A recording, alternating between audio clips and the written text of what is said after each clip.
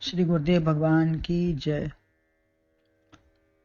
श्री भगवान ने श्रीमद् भगवद गीता के 6वें अध्याय में 23 श्लोक में योग प्राप्ति का उपाय, उसका फल व साधन सब वर्णन किया।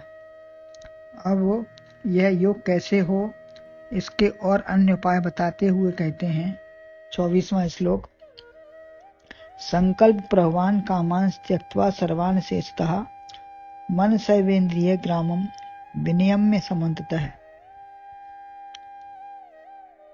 संकल्प से उत्पन्न सारी कामनाएं छोड़ के मन से सदा सब ओर से ही इंद्रियों को मोड़ के। इसका अन्वय है, संकल्प भगवान सर्वान कामान अशेषतः त्यक्त्वा मनसा इंद्रिय ग्रामम समन्ततः एव विनियम्य।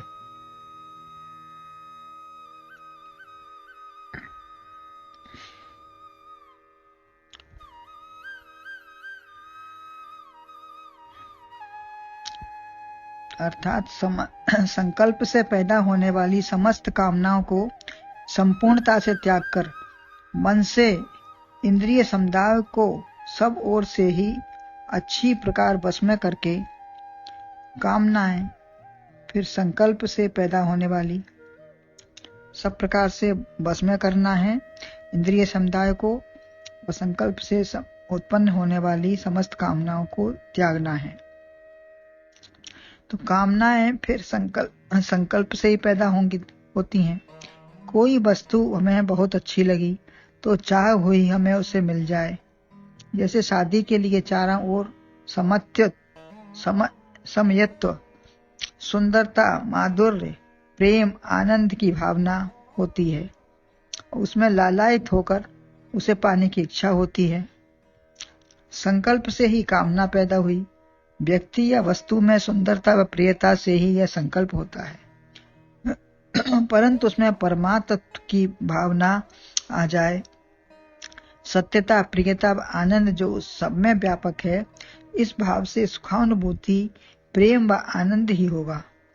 जो वस्तु हमें सुंदर व अच्छी लगी वह हमसे अलग नहीं है, परंतु जब हम ही अलग मानते हैं और उसे लेना चाहते हैं, स्वयं मान करके उसको अपना चाह करके लेना चाहते हैं, तभी माधुर्य नजर आता है और लेने की चाह होती है। ऐसे ही त्याग की भावना से द्वेष आता है। जब द्वेष होगा तभी त्याग की भावना होगी।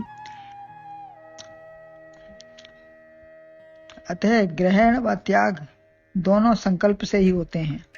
उससे हट जाने की इच्छा या लेने की इच्छा होती है। शत्रु और मित्र की भावना भी मन के संकल्प से ही है। जहाँ द्वैत है वहाँ संसार है। जैसे ग्रहण, त्याग, अच्छा बुरा, शत्रु मित्र, किंतु विचार पूर्वक स्पृहा, कामना, संकल्प रहित भावना बनाएं तो आत्मिक भावना बनेगी। संसार की कामना भक्ति या मोक्ष की कामना नहीं है, ये लौकिक चाह है, वहाँ लौकिक चाह रहती है। शुभ संकल्प हो, उसके लिए उसके जैसा शुभ संकल्प हो, जैसे उसके भक्त की भावना है, ऐसा भक्त ज्ञानी या परम गति में भी प्राप्त कर लूं, ऐसी भावना हो, शुभ संकल्प हो। ऐसे संकल्प की त्याग की बात नहीं कही है, वरन संसारी भावनाओं के लिए ही त्याग कहे। संसार की कोई भी कामनाएं, धन, पुत्र, मकान, सभी के साथ अनेक विकार जुड़े रहते हैं। एक से अनेक विकार आते हैं, एक से एक फिर जोड़ते चले जाते हैं विकार, और अच्छाई में अच्छाई जोड़ती चली जाती हैं। घर या मोटर का जैसे संकल्प हुआ तो उसमें रहने सजाने के अनेक साधन चाहिए, या पेट्रोल, ड्राइवर सब चाहिए। अतः सब संकल्पों को पूर्णतया त्याग कर, जैसे किसी पात्र में तेल रखा है तो निकाल लेने पर भी उसमें कुछ अंश चिपका ही रहता है, वो पात्र में थोड़ा चिकनाई का अंश रहेगा ही। ऐसे ही वह कामना चली भी गई तो भी कुछ न कुछ अंश रह ही जाता है। परंतु उसे अच्छी प्रकार से साफ करना है, तभी दूसरा पदार्थ रखा जा सकेगा।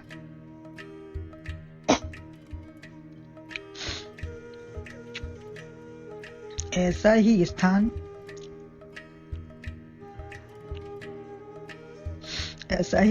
ये बोतल रूपी अंतःकरण है हमारा। कितना भी विचार, वैराग्य, सत्संग, भक्ति, साधन, अनेक प्रकार के उपाय किए, परंतु सूक्ष्म कामना कुछ न कुछ शेष रह जाती है। वह किस कोने में छिपी बैठी है।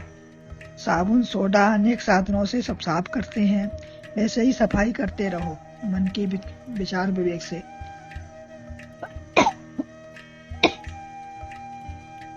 सत्संग के द्वारा, गुरुओं के द्वारा ही सफाई होगी। जब प्रसंग सामने आता है तभी यह उभर कर दिखाई देती है। जैसे कोई बीज कहीं पड़ा है और वर्षा का जल पड़ गया तो उभर आया। यह बड़ा कठिन है। हर हाल में खुश रहना भौतिक पदार्थों में। मिले तो खुश, ना मिले तो खुश, हर हाल में खुश रहना है। आत्म भाव तो सदा है, मिलना बिछुड़ना बदलना, ये आत्म भाव तो सदा रहता है, लेकिन मिलना बिछुड़ना बदलना ये सब देश काल परिस्थितियों का है, अतः इन्हें त्यागना है। तो ये सब जो द्वंद्व हैं वो सब संसार के हैं। किसी भी आश्रम में रहो, गृहस्थ है, ब्रह्मचारी है, चाहे जिसमें रहें, अनेक बाधाओं को अनेक विद्याओं को प्राप्त करना, यह दूसरे को ना आए। ब्रह्मचारी है अगर तो वो भी चाहता है कि मतलब हम ही सब चीज प्राप्त कर लें, विद्याएं जो भी हैं, दूसरों को परास्त कर दें, दूसरे को ना आए ये विद्या। सर्वोपरि ज्ञानवान हो जाएं हम, गुरु सेवा से गुरु को जीत लूं। सन्यासी चाहता है कि धनवान या कोई संपन्न शिष्य हो तो अच्छे अनेक सभाएं, सत्संग हो, प्रचार हो हमारा। गृहस्थी में तो कामनाओं का जाल बिछा हुआ है, परंतु कामनाएं सभी निकृष्ट होती हैं। दूसरों को दबाने गिराने वाली त्याज्य हैं। दूसरा मैं भी उन्नति करूं और दूसरा भी करे, ये तो फिर भी ठीक है। मैं भी उन्नति करूं, दूसरा भी करे, लेकिन दूसरों को गिराकर हम उन्नति करें, ये गलत है। धन मकान सबके पास हो या बहुत सी कामनाओं का जाल अंतर मन को दुखी परेशान ही करता है। अतः अशेषतः कहा, सारी कामनाएं अशेषतः। स्वार्थ भावना का त्याग हो, दूसरों की रुचि से भोजन हो, यद्यपि रुचे सो पचे, ये भी कहा है, लेकिन साथ में 4 लोग हैं तो उनको भी देखना ही पड़ेगा, परंतु सबका ख्याल रहे। वस्त्र दूसरों की पसंद के ही पहने जाते हैं। कहा भी है, पहने दूसरे के मन का, खाएं अपने मन का। तो यद्यपि परार्थ कितना भी करो, परंतु सारी दुनिया प्रसन्न रह नहीं सकती, चाहे जिसको जितना करो। यद्यपि ये होता है कि सबको प्रसन्न हम नहीं कर सकते। सब अपना अपना कहते हैं, ऐसा क्यों पहना, कम खर्च किया, या हमें अच्छा दिखे सो पहनो। दुनिया में बाबा नहीं है गुजारा किसी ढंग से, ये दुनिया में वाले कहेंगे ही। इसके बहुत से उदाहरण भी मिलते हैं, लेकिन ये दुनिया में ऐसा होता है, ये कुछ तो लोग कहेंगे। इसलिए अपने लिए जो उचित हो, शास्त्र मर्यादा में, एकमात्र परमात्मा प्रसन्नता के लिए खाओ, पहनो, रहो, सजावट करो, प्रत्येक क्रिया करो, लेकिन सब मर्यादा में रहकर। जो चीज हम दूसरों से नहीं चाहते उसे बिल्कुल छोड़ दें। हम किसी के हृदय को दूषित ना करें, बुरा ना बोलें, किसी से चाह ना करें। अतः संकल्प ही पिता है और कामना हमारी पुत्र है। असंकल्पात जयेत कामो। काम और क्रोध सब गुरु भक्ति या भगवत भक्ति से जीते जा सकते हैं।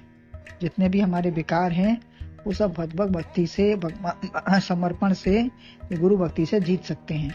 काम, एश, क्रोध, ईर्ष रजोगुण समुद्भव है, ये हमारे शत्रु हैं, इनसे बचकर रहना है, जीतना है इन्हें हमें।